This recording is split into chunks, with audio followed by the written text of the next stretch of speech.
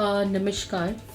आजकल यूट्यूब पे एक शो बहुत चर्चा में है और वो शो चर्चा में जो है किसी अच्छाई को लेकर नहीं बल्कि इस बात को लेकर कि उस शो में इस तरह से जो अभद्र भाषा का उपयोग होता है और जिस तरह की गालियों का उपयोग होता है। अभी हाल ही में एक फेमस यूट्यूबर थे रणवीर अलाहाबादिया, एक फेमस पॉडकास्टर है, उन्होंने इस तरह की टिप्पणी करी है शो में कि वो उसकी बहुत ही भर्त्सना हो रही है। हमारे साथ पुलिस महासंघ से एसीपी वेदभूषण जी हैं, उनसे जानते हैं इसके बारे में। और जी सर, आप क्या कहना चाहते हैं? देखिए, इस सोशल मीडिया पर आप कुछ भी कहें, आप अपनी पॉपुलैरिटी के लिए, आप किसी फील्ड के अंदर आपकी एक्सपर्टाइज है, आप बड़े हीरो हैं, आप मॉडल हैं, आप फिल्म इंडस्ट्री में हैं, आप कॉमेडी करते हैं या किसी भी फील्ड में आप जाते हैं, तो हर चीज़ की एक सीमा होती है।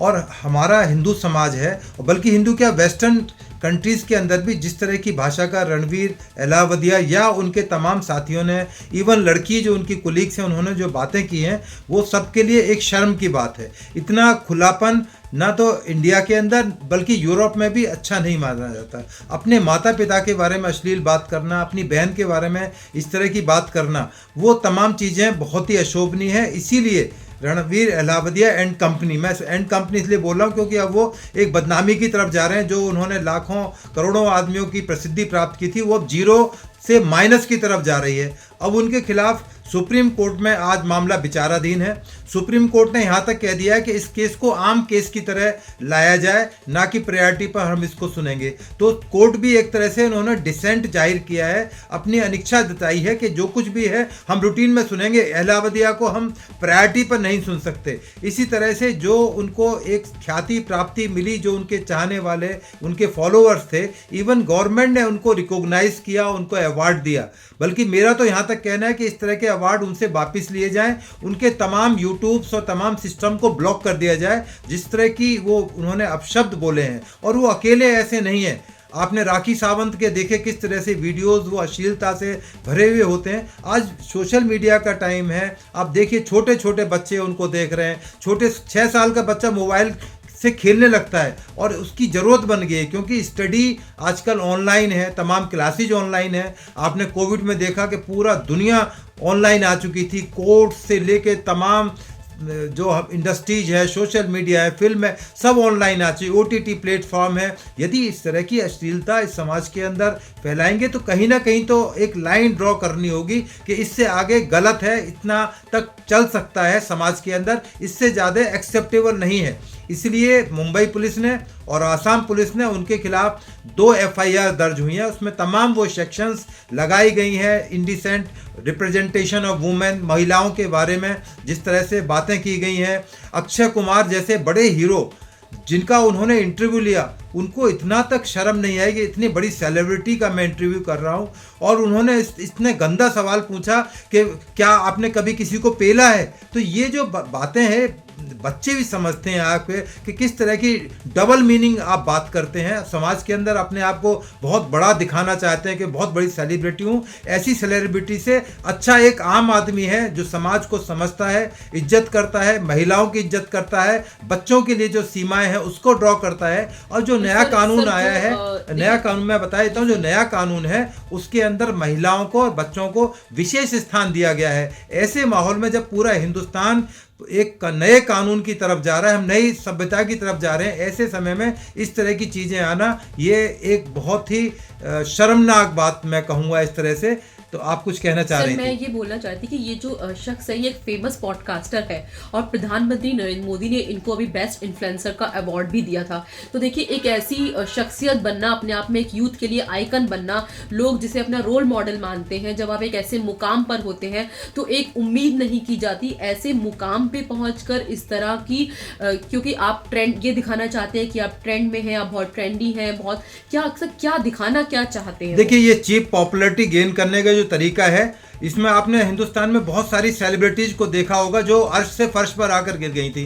वही हाल इन लोगों का हुआ है और ऐसा ही होना चाहिए। अब जितना सोशल मीडिया पर अब तमाम स्क्रूटनी कर रही है, इस तरह के कानून आज मौजूद हैं कि जो इस तरह की चीज़ों को रोक लगा सकते हैं, पर चूंकि इतना ज़्यादा फ्लडेड है, किसी भी सरकार के लिए, किसी भी पुलिस संगठन के लिए ये बहुत मुश्किल है। ये तो हम सेल्फ रेस्ट्रेन कर सकते हैं या समाज ऐसे लोगों को मैसेज दे सकता है, उनको धक्का दे सकता है और अच्छी मजबूती के साथ में समाज ने उनको बताया कि तुम्हारा ये कार्य गलत था और आपने गलत बोला है। हालांकि उन्होंने माफ़ी मांगी है, पर जो माफ़ी मांगने का उनका तरीका लग नहीं रहा है, वो केवल एक फॉर्मेलिटी निभाने के लिए बोल देते हैं कि भाई चलो पुलिस से, कानून से शायद उनको इस बारे में राहत मिल जाएगी।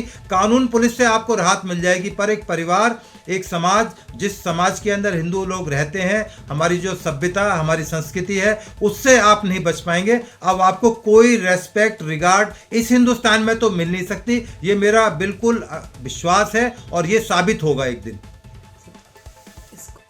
सर, आपको क्या लगता है कि जो पॉडकास्टर है, क्या इस पे बहुत सारे फेमस सेलिब्रिटीज इनके शो में आते हैं? जयशंकर प्रसाद जी भी अभी इनके शो में आए। बहुत बहुत बड़े नामी गिरामी लोग, चेहरे जो है वो, और बहुत बड़े बड़े संत जो हैं वो इनके प्रोग्राम में आते हैं, ये उनका इंटरव्यू करते हैं। तो कहीं ना कहीं बड़े आध्यात्मिक दृष्टिकोण लोगों के सामने रखते हैं। फिर एकदम से दोगली पर्सनैलिटी इनकी आ जाती है। देखिए, जो यूथ है, जो युवा लोग हैं, जो इस तरीके के प्रोग्राम को देखते हैं, और कहीं ना कहीं ये कहा भी जाता है कि जैसा देखते हैं, बोलते हैं, सोचते हैं, वही हम बन जाते हैं। तो सर, कोई गाइडलाइंस बननी चाहिए यूट्यूब के लिए भी, क्योंकि आजकल हर कोई आसानी से इस तरह की वीडियो को एक्सेस कर लेता है, देख लेता है। तो क्या कोई सरकार की तरफ से, देखिए बहुत सारे कुछ मुख्यमंत्री ने भी इसमें पहल की है, असम के मुख्यमंत्री ने भी कहा है। तो सर, क्या कोई ऐसी कड़ी गाइडलाइंस भी बननी चाहिए? हाँ, बिल्कुल गाइडलाइंस बनी भी हुई हैं कि कहाँ तक आप इस तरह की चीज़ों को, कंटेंट्स को ला सकते हैं। अब चूंकि ये इतने बड़े सेलिब्रिटी बन चुके थे, उनके चाहने वाले बहुत थे। हालांकि यदि आप उनकी पर्सनल लाइफ को देखें, he is a big failure, he was zero, पढ़ाई नहीं कर पाए। यहाँ तक कि एलिगेशन है कि आप ड्रग्स में रहे, लड़कियों के साथ रिलेशनशिप में रहे। तो वो तमाम चीज़ें, चलो उस बैकग्राउंड को मान लें। बड़े बड़े नेताओं के साथ आपकी फ़ोटो है, आप अपने आप को बड़ा धार्मिक और तमाम चीज़ों के साथ जुड़ा हुआ बताते हैं, परंतु ये जो आपका पक्ष निकल कर आया है, ये शर्मिंदगी का कारण है। और सरकार को यूट्यूब जैसी तमाम जो चैनल्स हैं, उनके ऊपर कहीं ना कहीं चेक और बैलेंस करने के लिए तमाम प्रक्रियाओं का इस्तेमाल करना चाहिए, बल्कि इस ऑफेंस को नॉन बेलेबल बनाया जाए, जिससे कि लोग डरें, कि कानून का डर, एक खौफ पैदा हो, एक मैसेज जाए। जहां तक संबंध है इस तरह की सेलिब्रिटी जो नाम कमा लेती हैं, आपको मैं बताऊं कि एक धार्मिक बाबा थे आसाराम, आज वो जेल के अंदर हैं। उन्होंने एक छोटी बच्ची, माइनर बच्ची के साथ में शोषण किया, समाज के अंदर खुल के आ गया, आज देखिए वो जेल के अंदर है। तो इसलिए मैंने बोला था कि अर्श से फर्श तक आने में देर नहीं लगती। इसलिए अपनी सीमाओं के अंदर आदमी को रहते हुए काम करना चाहिए, और जो इन्होंने नहीं किया है, इसका पछतावा उनको होगा और उसका नुकसान इनको पूरी ज़िंदगी खामियाजा भुगतना पड़ेगा। आज इनको रिकॉग्नाइज करने के लिए कोई अपने पास में बैठाने के लिए तैयार नहीं होता। हालांकि यूट्यूब पर इसके अलावा भी बहुत सारे लोगों ने इतनी गंदी और शर्मनाक बातें हैं कि जो देख के, सोच के भी लगता है कि किस तरह के सोशल मीडिया के अंदर आज हम लोग जी रहे हैं। परंतु इस पर कहीं ना कहीं एक अंकुश लगाना ही होगा, अन्यथा समाज किस तरफ जाएगा, छोटे छोटे बच्चों पर क्या उसका असर होगा। और वो दिख भी रहा है कि छोटे बच्चे आज जिस तरह की चीज़ों के अंदर इन्वॉल्व हो रहे हैं, तो कहीं ना कहीं सोशल मीडिया जरूर उनको लाइफ को इन्फ्लुएंस करती है। सर, ये कहा जाता है फिल्में समाज का आईना होती है, आजकल यूट्यूब भी समाज का आईना बन रहा है। सर, बी पराग एक बहुत फेमस सिंगर है, और उन्होंने अभी एक वीडियो रिकॉर्ड करके ये बोला है कि मैं बहिष्कार करता हूँ उनके शो का, मुझे रणबीर अलावादिया के पॉडकास्ट से निमंत्रण मिला था। तो क्या सर उन्होंने बिल्कुल सही कदम उठाया है? हाँ, बिल्कुल उनका कदम बिल्कुल सही है कि इस तरह के लोगों को उनके प्रोग्राम में जाना, उनको पॉडकास्ट में जाना, उनको ज्वाइन करना, उनको लाइक भेजना या उनकी प्रशंसा करना, ये बिल्कुल उसको डिस्कार्ड करना चाहिए समाज से। तभी एक अच्छा मैसेज देने में हम कामयाब हो पाएंगे। सर, बहुत अच्छा लगा आज आपसे बात करके, बहुत अच्छी जानकारी आज आपने दी। देखिए, सजग होना चाहिए हम सबको, क्योंकि ये जो सवाल है ये सिर्फ किसी एक व्यक्ति विशेष तक का नहीं है। यूट्यूब पे पूरी जो बच्चे हैं, स्टूडेंट हैं, आजकल बहुत आसानी से सबके पास मोबाइल अवेलेबल होता है। स्कूल की पढ़ाई जो है, कभी पॉल्यूशन की वजह से या कभी कोविड की वजह से बच्चों को अमूमन फ़ोन पर ही अपनी पढ़ाई करनी पड़ती है। स्कूल अक्सर कभी कभी बंद भी हो जाते हैं। तो सिर्फ फ़ोन का जो उपयोग है बच्चों के लिए भी, क्या किस तरह से आजकल बहुत ज़्यादा बच्चे फ़ोन का उपयोग कर रहे हैं, ऐसी सख्त गाइडलाइन क्या कोई सरकार को भी बनाने की ज़रूरत है, या जो इस तरीके के जो यूट्यूबर्स हैं वो बाज कैसे आएंगे? सर देखिए, यदि आप YouTube पर कोई भी चीज़ लोड करते हैं तो वो पहले पूछता है कि क्या ये कंटेंट्स छोटे बच्चों के लिए है या आम आदमी के लिए है। अब ये इंडिविजुअल को डिसाइड करना है, क्योंकि YouTube इतना बड़ा एक प्लेटफॉर्म बन चुका है कि पूरी दुनिया से उसमें चीज़ें लोड कर रहे हैं, अपने अपने चैनल्स बना सकते हैं। मैं और आप भी अपना चैनल उसमें बना सकते हैं, परंतु उसका मतलब ये नहीं कि आप किसी सिस्टम को मिसयूज़ करेंगे। सरकार को भी इस बारे में सजग रहनी होगी, और कई बार YouTube से भी गाइडलाइंस आती हैं, YouTube इवन ब्लॉक कर देती है। तो अब उनको इस चीज़ का खामियाजा जाएगा, रणवीर एंड कंपनी को उठाना होगा। इवन शर्म की बात यह है कि एक लड़की पूनम, जो जिसका नाम बताया जा रहा है कि जिस तरह से उसने एक सेक्स के बारे में गंदी बातें बोली अपने परिवार के, माता पिता, अपने भाई बहन के बारे में, जो बड़ा एक सामाजिक के लिए एक बहुत बड़ा कलंक है, एक बहुत बड़ा धब्बा है। लड़की से ऐसी उम्मीद नहीं की जा सकती। लड़के तो माना जा सकता है कि इस तरह की उल्टी सीधी बात कर सकते हैं, पर एक लड़की से हिंदू समाज में उम्मीद नहीं हो सकता कि इस तरह के शब्दों का अपने परिवार के रिलेशंस के बारे में वो जग जाहिर इन बातों को करे। तो कहीं ना कहीं कोई सीमा रेखा खींचनी ही होगी। सर, इनके जो व्यूअर्स हैं, इस तरह के जो शो आते हैं, इनके जो व्यूअर्स हैं वो ज़्यादातर टीनेजर हैं। तो जहां हम भारत में सनातन संस्कृति की बात करते हैं अपने देश की, तो वहां ऐसे शो आते हैं जिनके जो व्यूअर्स हैं वो टीनेजर बच्चे हैं, वो इस प्रोग्राम को देखते हैं। तो वो क्या सीख रहे हैं, उनकी मेंटेलिटी क्या होगी, वो किस तरह के शख्सियत बनेंगे, क्या इससे क्राइम में भी इजाफा होगा?